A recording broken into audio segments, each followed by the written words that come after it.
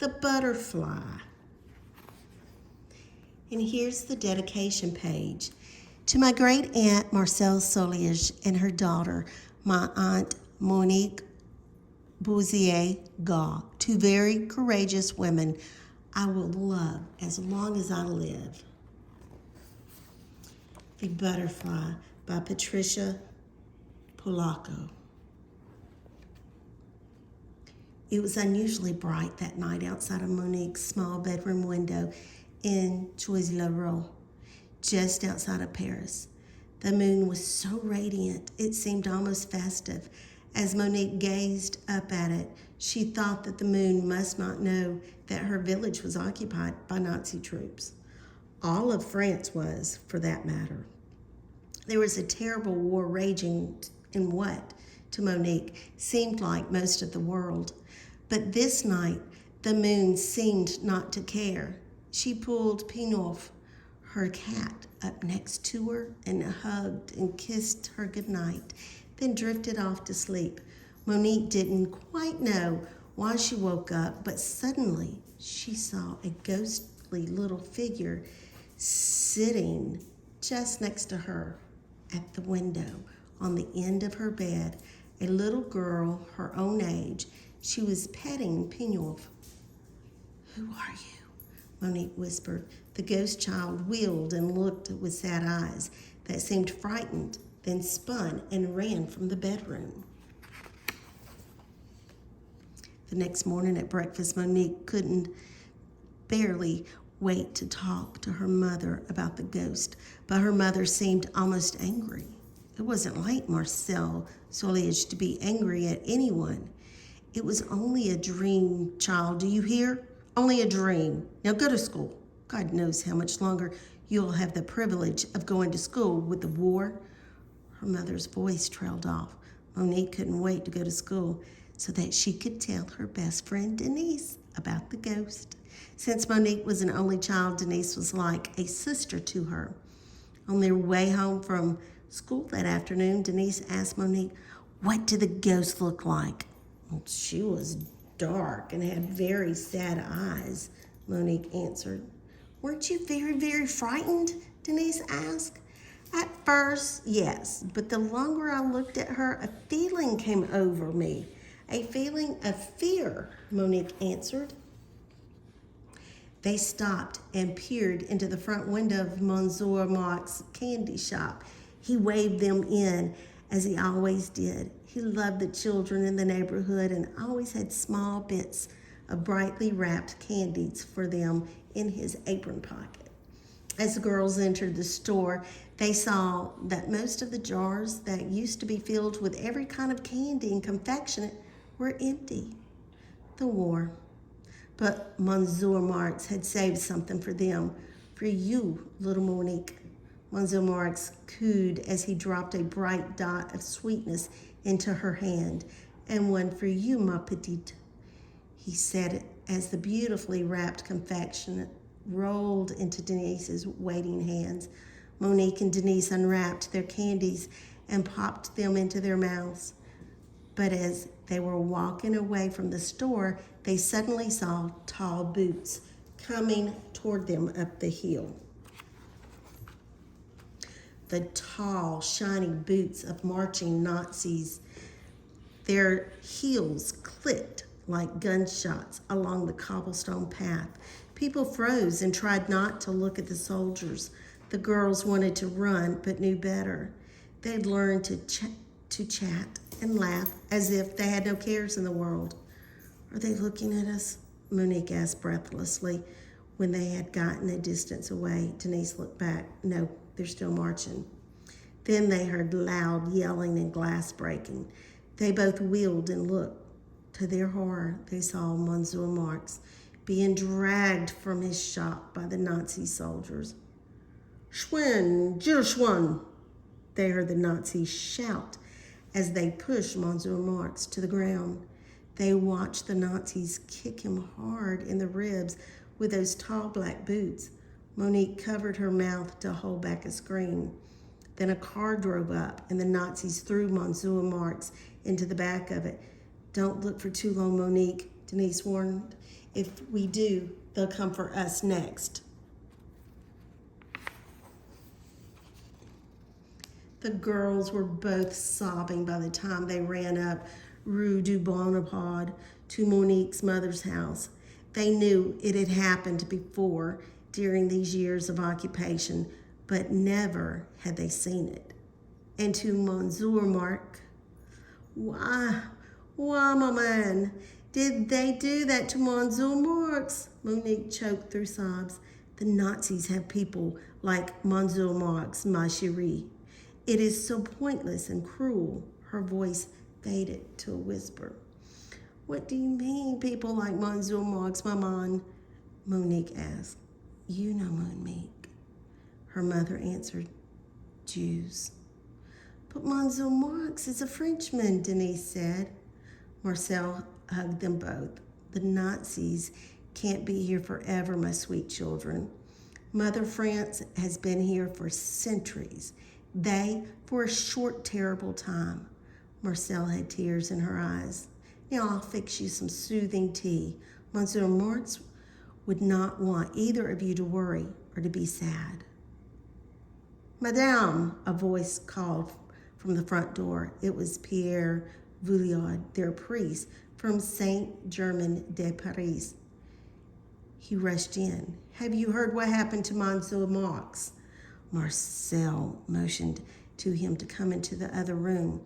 They closed the door. Monique was used to her mother having hushed conversations in the living room, especially since the war.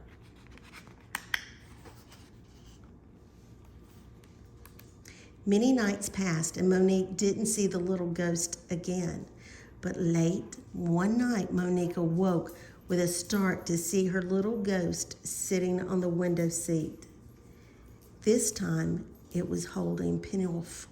Monique thought, this is no dream. I can hear Pinolf purring. I see you there, whispered Monique. The little ghost sprang to her feet, but Monique stopped her from running away this time. Don't be afraid. It's all right for you to be here. The little ghost with sad eyes sat down and said nothing. What is your name? Where did you come from? Monique asked. The little girl just sat for the longest time, holding on tightly to Pinolf. I once had a cat just like this one, she finally said. Her name is Pinolf. What is yours? Monique sat down by her. My name is Servine. Servine. Where do you live? Monique whispered. I've lived in many places since the war, the ghostly Servine answered. Where do you live now? Your parents must miss you, especially in the middle of the night like this. The girl didn't answer. Where do you live? Monique insisted. Here, Servine finally said. Here, Monique said with a surprise, and so loudly that it might have awakened the whole neighborhood. But I live here.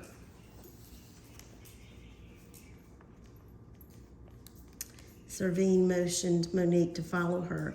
They both tiptoed down the stairs and crept into the day room.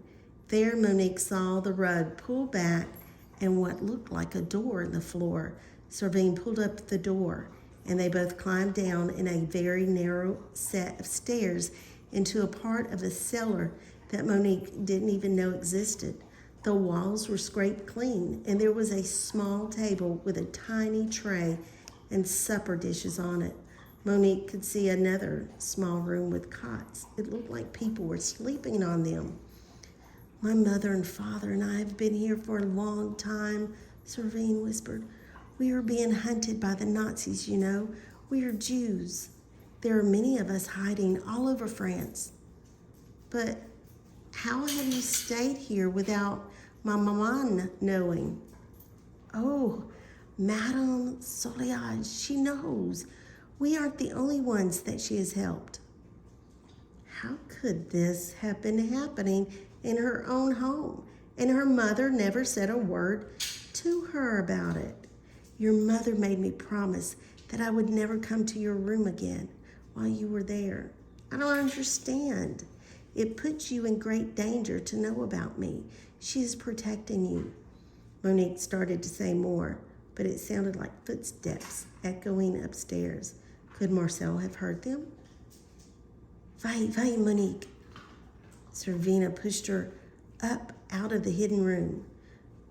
But when will I see you again? Monique whispered as the door closed over the top of her new friend.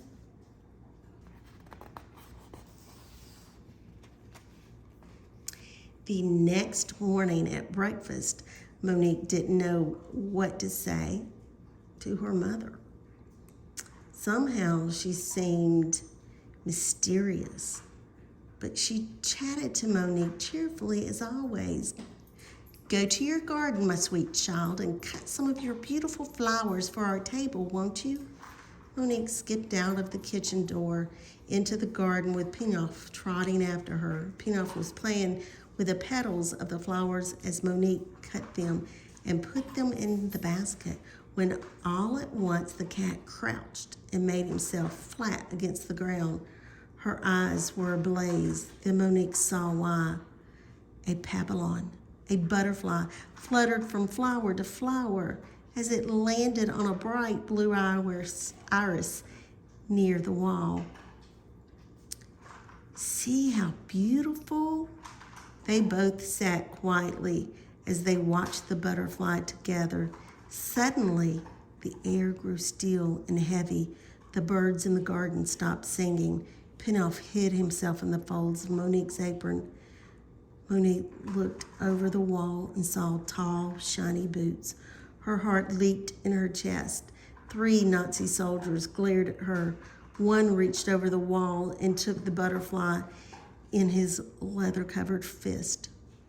Joy nice paws. He grinned at Monique, then squeezed his fist.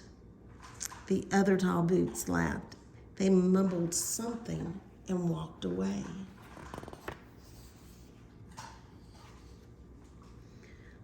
Maman, tall boots, Monique shrieked as she ran into the house and blurted out what had happened in the garden. Sky blue, those monsters, her mother grumbled as she held her child as close as she could. Maman, Monique finally sobbed. Did they do to Monsieur Marx what they do to the butterfly? Her mother did not answer. She rocked Monique gently and stared out the windows. But Monique had her answers. Now she understood the sadness in Seravine's eyes, the fear that was in her eyes of her neighbors and friends whenever the Nazi soldiers came close. She knew she had to protect her friend at all costs. She had to keep that secret that she lived in the basement.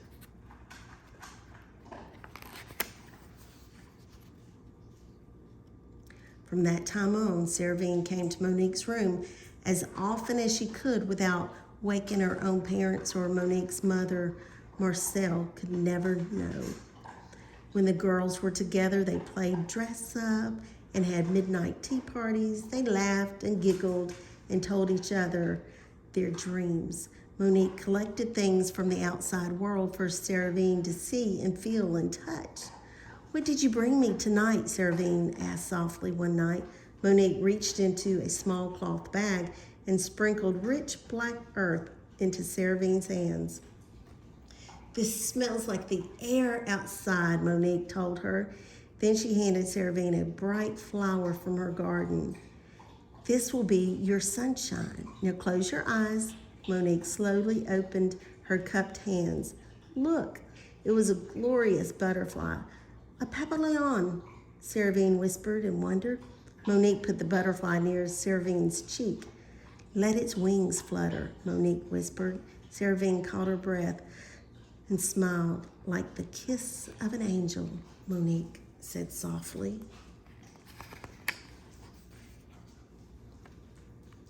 Tears began to fill Seravine's eyes and roll down her cheeks. I miss my home, Monique. My own bed, my own kitty, my garden. The Nazis won't be here forever. Mamana says that they will lose this war, Monique reassured her. At our home, Seravine went on, we celebrated Shabbat, the holidays, Passover, Hanukkah. My mother cooked for days. Family came from everywhere. Then it all changed. We had to leave. My parents were afraid that the Nazis would kill us. You'll be home someday. You'll see. Papa is so sick from breathing damp air. He hasn't seen sunlight for months. Maman has to cover his mouth with a pillow so that his coughing can't be heard upstairs. I promise, Servine, someday you'll be free as the Papillon. Let it fly now, Monique, Servine said.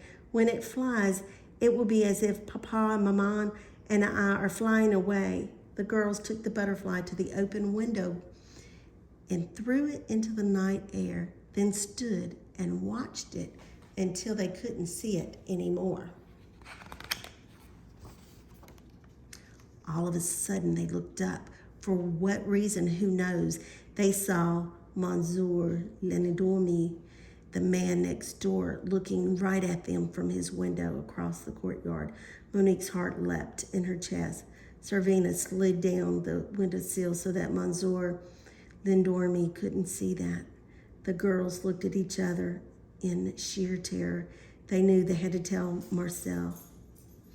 They ran to her room and awoke her. She was startled to see the two of them together. When they told her about their secret meetings and Monsieur Lindormi, Marcel sank to her knees in front of them. Mon Dieu, she said mournfully as she rocked with fear. Are you angry, Madame Soulage? Servina asked, but she began to cry.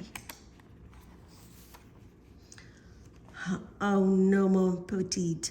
No, of course I'm not angry. You are a little girl and you didn't ask for this war, or to be kept in my cellar.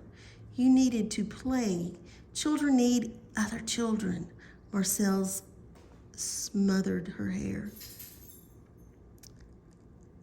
Oh, but you are no longer safe here, my dear. We must leave home tonight. Marcel began to pull on her clothes. We need to get you and your family out of the country. Let me see. Pierre Voyage will take your parents to the next refuge. You will travel with Monique and me. Yes, hurry, petites. Put on as many clothes as you can. Dress in layers. We can't carry valises or we will attract attention.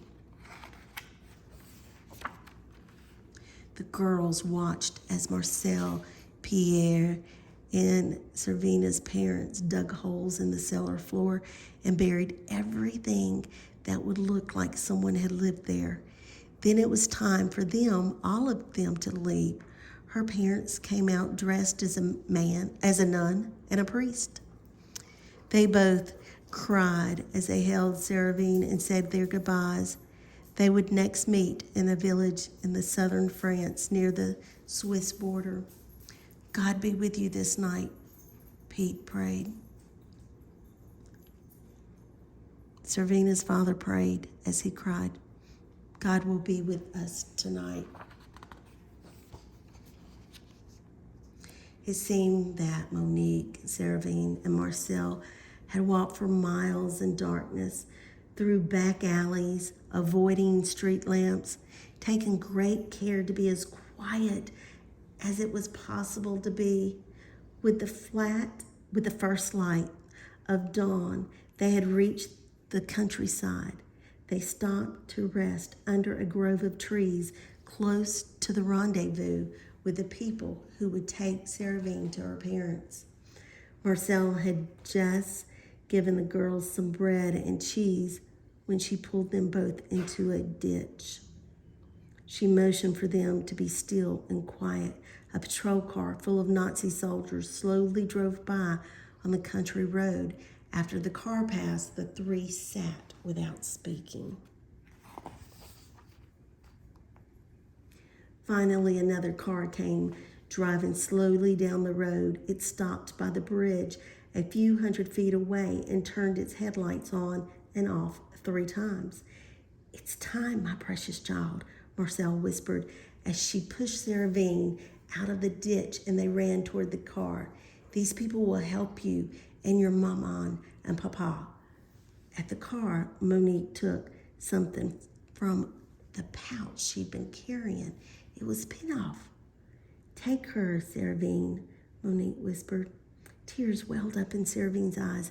She folded Pinoff into her sweater, then reached into her pocket and pulled out fine gold chain on which hung a gold Star of David. Remember me, Monique. There's the Star of David. We are practically home, my little one, Marcel said as she and Monique arrived at the train station in Milan. This was where they would board the train to go back to Choisy-le-Roi. But there was an unusual amount of travelers for that early time of day. The station was crowded. Nazi soldiers were everywhere, stopping people, searching them, and barking orders. Marcel took her daughter's hand. In the other hand, Monique clutched the chain. As Monique and Marcel drew closer and closer to the gate where their papers would be checked, Marcel pulled a bundle of tickets and documents from her handbag. The entire section of people had to squeeze through the tiny gate to board the tram. Suddenly, the crowd behind Monique and her mother surged and pushed so hard Monique lost Marcel's hand. Monique couldn't see her mother anymore. People pushed and shoved, and Monique's lost her footing and fell. When she did, Servine's necklace slid out of her hand onto the platform floor.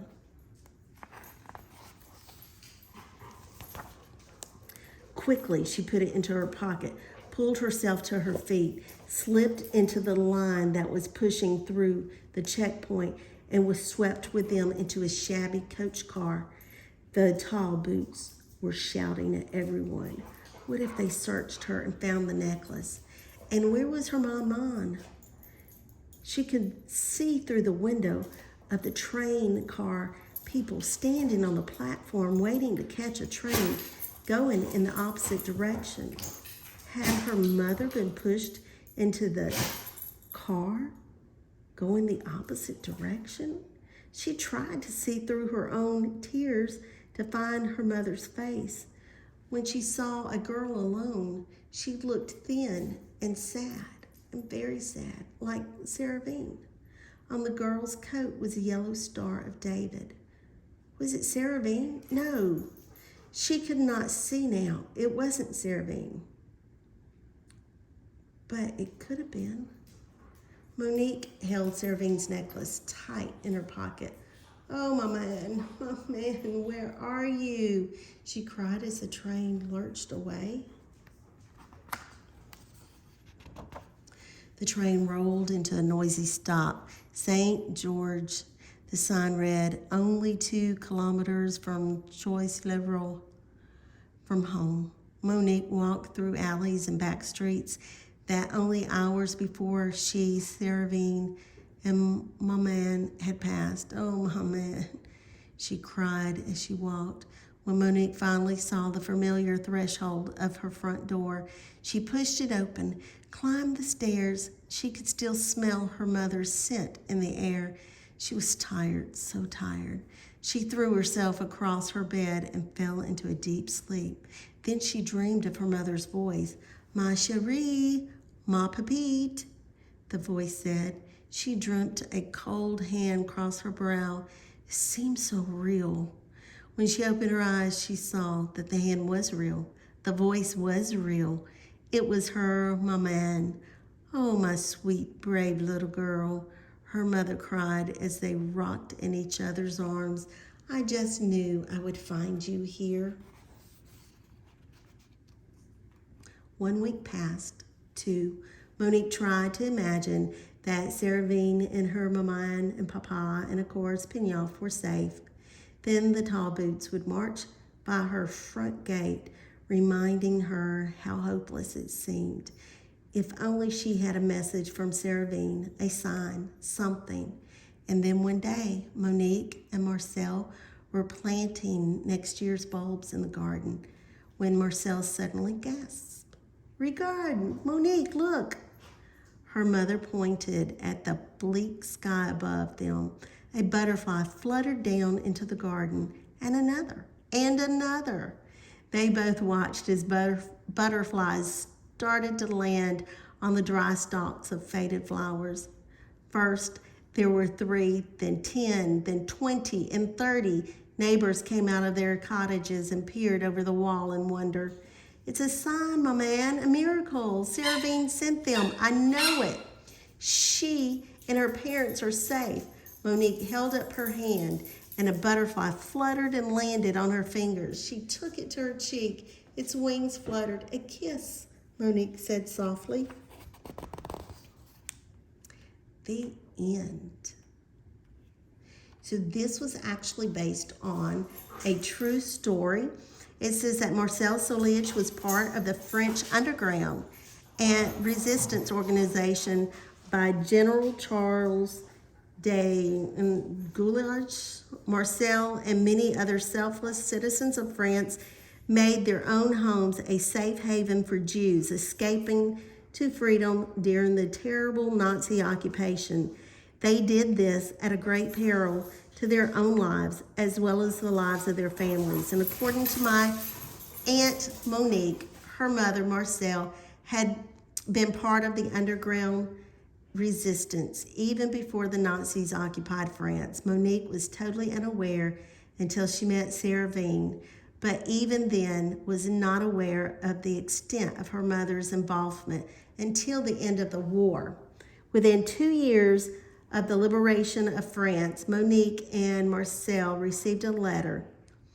In it was a card with a drawing of butterflies inscribed on the cover. Inside it said, "I live, Seraphine." Next to her signature was a paw print.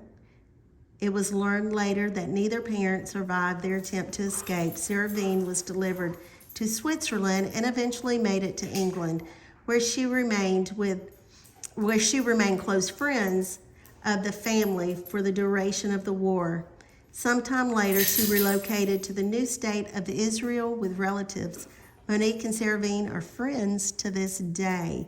30 years after the end of the war, Marcel contacted local Jewish agencies and asked them to unearth possessions that were buried in her basement by families that never returned to reclaim them.